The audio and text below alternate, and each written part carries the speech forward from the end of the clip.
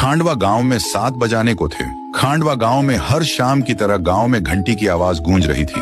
सब लोग 7 बजाने से पहले अपने अपने घरों की खिड़की और दरवाजे बंद कर दिया करते थे। हर आम आदमी से लेकर श्रीमंत लोग भी बंद कर दिया करते। उसी गांव में राणा सा और उसका बेटा देव दोनों एक घर में रहते थे। राणा सा अपने बेटे देव को बोलते हैं, बेटा देव जल्दी जाके सारे खिड़की दरवाजे बंद करो, 7 बजने वाले हैं।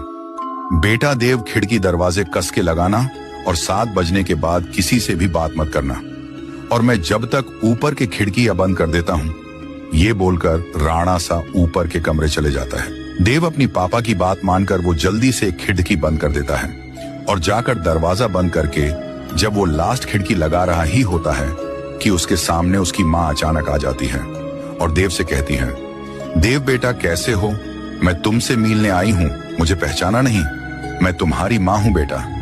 उतने में देव हिचकिचाते हुए कहा, मम्मी तुम यहाँ कैसे? पापा ने तो बोला था कि आप इस दुनिया में नहीं हो, आप मर चुके हो। ये बात सुनकर माँ बोली, नहीं तो देखो मुझे, मैं तो जिंदा हूँ पापा, झूठ बोल रहे हैं। चलो बेटा अब दरवाजा खोलो, मैं ज्यादा देर तक बाहर खड़ी नहीं रह सकती, वह लोग आ जाएंगे। फिर देव बोला, हाँ हाँ मम्मी मैं अभी दरवाजा खोलता हूँ। ये कहकर देव ने जाके दरवाजा खोल दिया। दरवाजा खुलने के बाद मम्मी अंदर आने लगी। दूसरी तरफ राणा सा नीचे आ गया।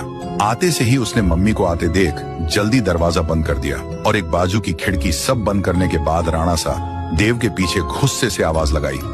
देव पीछे मुड़ा। राणा सा उसे फिर गुस्से से बोला, तुमने दरवाजा क्यों खोला? मैं मना किया था ना। फिर देव बोला, पर पापा बाहर मम्मी खड़ी थी। राणा सा बोला, शांत हो जाओ मैन, कहाँ था ना तुम्हारी, मम्मी मर चुकी है, मैं तुम्हें बाद में सब बता दूंगा, अब चुपचाप ऊपर जाकर सो जाओ। फिर देव तेजी से ऊपर सोने के लिए चला गया। देव अपने कमरे में आकर बिस्तर पर करवटें लेकर सो रहा था। देव को अपनी माँ की याद सताती गई। उसके मन में कई सवाले घूम रहे थे और जब सुबह हुई तो राणा सा देव को लेकर कहीं तो ले जाने लगा। वो देव को लेकर गांव के रास्ते पर लेके आया और देव को बोला, देखो बेटा ये वही रास्ता है जहां पर तुम्हारी मम्मी मरी थी। कैसे देव की मम्मी? राणा सा बताए गए रास्ते पर 7 बजे मारी गई।